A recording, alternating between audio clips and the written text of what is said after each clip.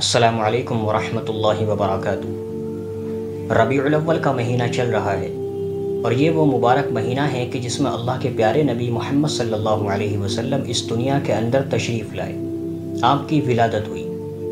रबीउल अव्वल की 12 तारीख़ को एक तबका आप अलैहिस्सलातु वस्सलाम का जन्मदिन मनाता है, आपका मीलाद मनाता है, जिसमें जुलूस निकाला जाता है, झंडे लगाए जाते हैं, घरों को लाइटों के ज़रिए सजाया जाता है।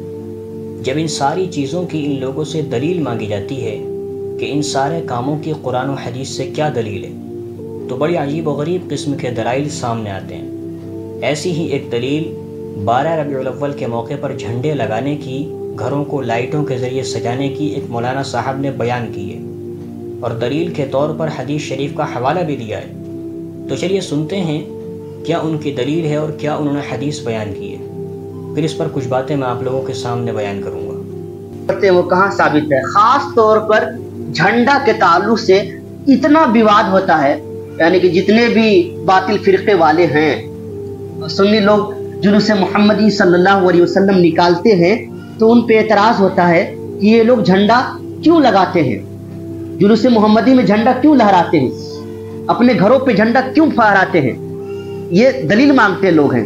रबीउल अव्वल आ जाए, जैसे ईद मिलादुन नबी सल्लल्लाहु अलैहि वसल्लम के मौके पर ये सुन्नी जो है झंडा लगाते हैं तो लोग कहते हैं दलील क्या है, सबूत क्या है। तो इंशाअल्लाह ताला आज हम जो है वो दलील से आपको बताएंगे, और अगर कोई पूछे तो आप भी ये बता दीजिए कि यहाँ पे लिखा हुआ है। इसी से अगर बहस हो जाए तो आप जो है इसको बताइएगा कि यहाँ पे ये लिखा हुआ है कि झंडा लगाना और झंडा फहराना ये बिल्कुल ये जायज दुरुस्त है। याद रखिएगा, एक किताब है जिनका नाम खसाइसुल कुबरा है। क्या है? खसाइसुल कुबरा है। उसके मुसन्निफ है अल्लामा जलालुद्दीन स्यूती रहमतुल्लाह अलैह। क्या नाम है? अल्लामा जलालुद्दीन स्यूती रहमतुल्लाह अलैह। वो खसाइसुल कुबरा के जिल्द नंबर अव्वल सफा नंबर 105 पर वो तहरीर फरमाते हैं, है ना, फरमाते हैं कि उन्होंने एक वाकया नकल किया है। देखिए कि कहां से साबित है ये। उन्होंने एक वाकया नकल किया है कि हजरत आमना रज़ी अल्लाह ताला अन्हा वो फरमाती हैं कि जब हुजूर अकरम सल्लल्लाहु अलैहि वसल्लम की विलादत हुई, हुजूर की पैदाइश हुई, उस वक्त हमने देखा कि हमारी नजरों से जो है सारे हिजाबात हटा दिए गए, सारे जो है पर्दे हटा दिए गए, यानी कि हम वो अर्श आजम को भी देखने लगे, पर्दे जो है आंखों से हटा दिए गए। कहा कि हम सारे हिजाबात जब हट गए तो हम क्या करने लगे, सारी चीजों को देखने लगे। वो कहते हैं कि जब हुजूर की पैदाइश हुई तो हमने देखा कि एक फरिश्ता आता है, उसके हाथ में 3 झंडे थे। कितने झंडे थे? हुजूर की पैदाइश के बाद हजरत आमना फरमा रही है, हुजूर की वालदा फरमा रही है कि हमने देखा कि एक फरिश्ता आसमान से आया, उसके हाथ में कितने झंडे? 3 झंडे थे। कहा कि एक झंडा मशरिक में गाड़ा, एक झंडा मगरिब में गाड़ा और एक झंडा खाने काबा पर नस्ब कर दी। सुभान अल्लाह। अब मैं आपसे पूछना चाहता हूं कि ये जो झंडे गाड़े फरिश्तों ने हुजूर की पैदाइश पर, ये किसकी सुन्नत है? ये फरिश्तों की सुन्नत है। अब फरिश्ता वही काम करता है जो रब्बे कायनात उसे हुक्म देता है। रब के हुक्म के बगैर फरिश्ते एक काम नहीं कर सकते हैं। गोया ये झंडे लगाना फरिश्तों की नहीं बल्कि रब्बे कायनात की सुन्नत है। तो जो आज जो झंडे लगाते हैं, आज जो लोग सुन्नी अपने घरों में झंडे लगाते हैं, जो जुलूस में लेकर के झंडे चलते हैं, वो किसी और की सुन्नत अदा नहीं करते हैं बल्कि किसकी सुन्नत अदा करते हैं? वो फरिश्तों की सुन्नत अदा करते हैं, रब्बे कायनात की सुन्नत अदा करते हैं।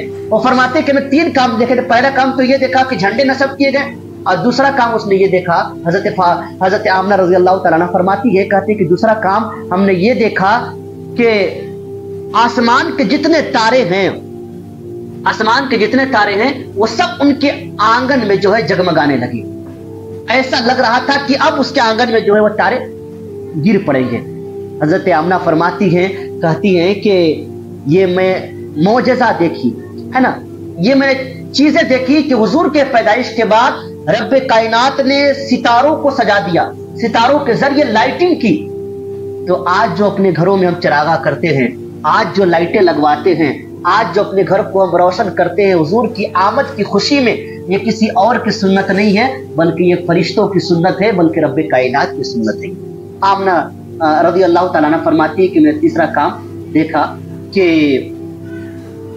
میں نے دیکھا کہ آسمان پر جو ہے سب فرشتے ہاتھ باندھ کر کے کھڑے ہو کر کے کچھ پڑھ رہے ہیں. سارے فرشتے کیا کر رہے ہیں؟ کچھ حضور کی آمد کی خوشی میں سارے لوگ کیا کر رہے ہیں؟ پڑھ رہے تھے.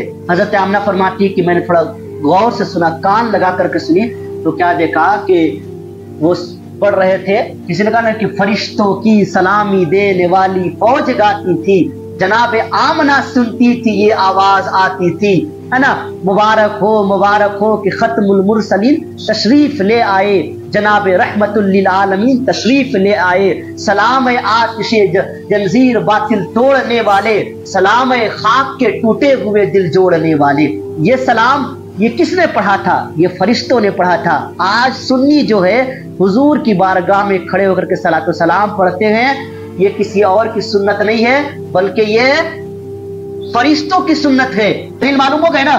کوئی پوچھے اور بہت سارے لوگ جو ہے دلیل کھوجتے ہیں، تو دلیل ان کو بتا دیجیے گا کہ علامہ جلال الدین سیوطی رحمۃ اللہ علیہ، ہے نا، الخصائص الکبریٰ جلد نمبر اول صفحہ نمبر 105 پر وہ لکھے ہوئے ہیں. یہ واقعہ اس میں درج ہے نا. یہ ان کی دلیل ہے دوستوں کہ ہم جو 12 ربیع الاول کے موقع پر جھنڈے لگاتے ہیں، اپنے گھروں کو لائٹوں کے ذریعے سجاتے ہیں، اور آپ علیہ الصلاۃ والسلام پر کھڑے ہو کر ایک خاص وقت متعین کر کے خاص طریقے پر صلاۃ و سلام پڑھتے ہیں، یہ فرشتوں کی سنت ہے بلکہ اللہ رب العزت کی سنت ہے. اور دلیل کے طور پر اس حدیث کا حوالہ دیا جس حدیث کو علامہ جلال الدین سیوطی رحمۃ اللہ علیہ نے اپنی کتاب کے اندر نقل فرمایا ہے. یہاں میں آپ کو یہ بات بتا دینا چاہتا ہوں کہ حدیث کی تفصیل تو علماء جانے، لیکن اس حدیث سے نہ تو 12 ربیع الاول کے موقع پر جھنڈے لگانے کا کوئی ثبوت ہے، نہ ہی اپنے گھروں کو 12 ربیع الاول کے موقع پر لائٹوں سے سجانے کا حکم ہے، اور نہ ہی آپ علیہ الصلاۃ والسلام پر اس طریقے پر صلاۃ و سلام پڑھنے کا کوئی ثبوت مل رہا ہے جس طریقے پر یہ لوگ پڑھتے ہیں. اس لیے کہ پہلی بات تو ان کا یہ کہنا کہ ہم فرشتوں کی سنت پر عمل کر رہے ہیں، یہ غلط ہے. اس لیے کہ شریعت کے اندر ہمیں فرشتوں کی سنت پر عمل کرنے کا مکلف نہیں بنایا گیا، بلکہ ہمیں اللہ کے رسول اور صحابہ اکرام کی سنت پر عمل کرنے کا مکلف بنایا گیا ہے. اس لیے کہ فرشتوں کی سنتوں پر عمل کرنا انسان کے بس سے باہر کی بات ہے. فرشتے وہ کام کرتے ہیں جن کاموں کا کرنا انسان کے لیے ناممکن ہے، اس لیے ہمیں ان کی سنتوں پر عمل کرنے کا مکلف بھی نہیں بنایا گیا. اللہ کے رسول صلی اللہ علیہ وسلم نے صحیح حدیث میں ارشاد فرمایا، علیکم بسنتی و سنت الخلفاء الراشدین المہدیین، کہ تم پر لازم ہے کہ میری سنت کو اور میرے خلفاء راشدین کی سنت کو مضبوطی سے تھامے رہو. یہاں اللہ کے نبی نے ہمیں فرشتوں کی سنت پر یا اللہ کی سنت پر عمل کرنے کا حکم نہیں دیا، کیونکہ وہ ہمارے لیے ناممکن ہے. دوسری بات، اگر اس حدیث سے یہی نتیجہ نکل رہا ہوتا کہ 12 ربیع الاول کے موقع پر جھنڈے لگائے جائیں، اپنے گھروں کو لائٹوں کے ذریعے سجایا جائے اور خاص طریقے پر کھڑے ہو کر اللہ کے نبی پر صلاۃ و سلام پڑھا جائے، تو مجھے بتائیے کہ اس حدیث کو نقل کرنے والے محدث علامہ جلال الدین سیوطی رحمۃ اللہ علیہ نے کبھی اس حدیث سے یہ نتیجہ نکالتے ہوئے اپنی زندگی کے اندر 12 ربیع الاول کے موقع پر جھنڈے لگائے یا اپنے گھروں کو لائٹوں کے ذریعے سجایا یا لوگوں کو اکٹھا کر کے ایک خاص طریقے پر اللہ کے نبی پر صلاۃ و سلام پڑھا؟ انہوں نے یہ کام نہیں کیے. پتہ چلا کہ ان کی نظر میں بھی اس حدیث کا یہ مطلب نہیں تھا جو آپ بیان کر رہے ہیں. اس سے آگے چلتے ہیں. صحابہ اکرام کے زمانے میں کبھی صحابہ اکرام نے اس حدیث سے یہ نتیجہ نکالتے ہوئے کبھی یہ کام کیے؟ کبھی تابعین نے، تبع تابعین نے، ائمہ مجتہدین نے اس حدیث کا یہ مطلب بیان کرتے ہوئے یا اس حدیث سے یہ نتیجہ نکالتے ہوئے کہ 12 ربیع الاول کے موقع پر جھنڈے لگائے جائیں، گھروں کو لائٹوں کے ذریعے سجایا جائے اور آپ علیہ الصلاۃ والسلام پر کھڑے ہو کر ایک خاص طریقے پر صلاۃ و سلام پڑھا جائے، کبھی انہوں نے یہ کام کیے جس طریقے پر آپ لوگ کرتے ہیں؟ کبھی نہیں کیے.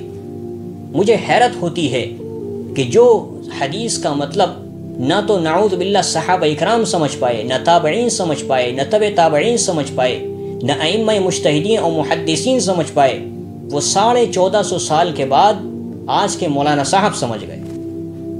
کتنی عجیب بات ہے. اسے کہتے ہیں حدیث کی غلط تشریح بیان کرنا اور لوگوں کو اپنے عقائد قرآن و حدیث کے ذریعے غلط طریقے سے ثابت کرنے کے بعد گمراہ کر دینا. یہی تو گمراہی ہے. پھر دوسری بات یہ ہے کہ اگر ہم مان بھی لیں کہ یہ فرشتوں کی سنت ہے تو آپ نے تو سنت پر عمل کس طرح کیا؟ فرشتے جھنڈے لائے جنت سے اور آپ نے جھنڈا بنایا اپنے گھر میں. فرشتے جو ہے وہ جھنڈے لگا رہے ہیں مشرق میں، مغرب میں اور خانہ کعبہ کے اوپر، اور آپ جھنڈے لگا رہے ہیں اپنے گھروں کے اندر، تو یہ سنت پر عمل کس طرح ہوا؟ اللہ نے آسمان کو سجایا ستاروں کے ذریعے، آپ اپنے گھروں کو سجا رہے ہیں، کیا مناسبت ہے؟ جب ایک کام آپ کے بس کا نہیں ہے تو کیوں آپ اس کام کو کرنے کی کوشش کر رہے ہیں، جبکہ اللہ نے، اللہ کے رسول نے ہمیں ان کاموں کا مکلف ہی نہیں بنایا؟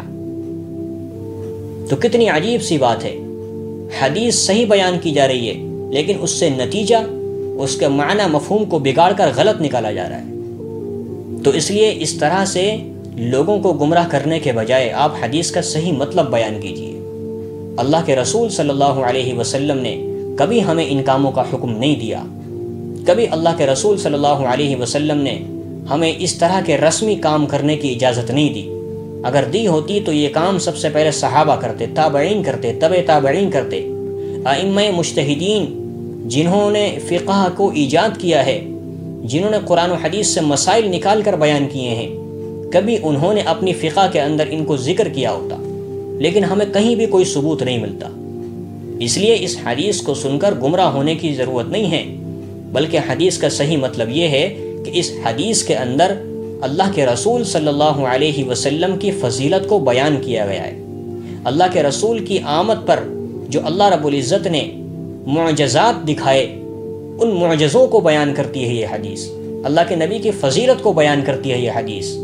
اس کے علاوہ اس حدیث سے ہمیں کوئی حکم نہیں ملتا کہ ہمیں یہ کام کرنے چاہیے اور ان کاموں سے بچنا چاہیے۔ اس لیے اللہ رب العزت سے دعا ہے اللہ ہمیں حدیث کا صحیح مطلب سمجھ کر اس پر عمل کرنے کی توفیق عطا فرمائے اور گمراہی سے ہم سب کی حفاظت فرمائے۔ آمین۔ وما علینا الا البلاغ۔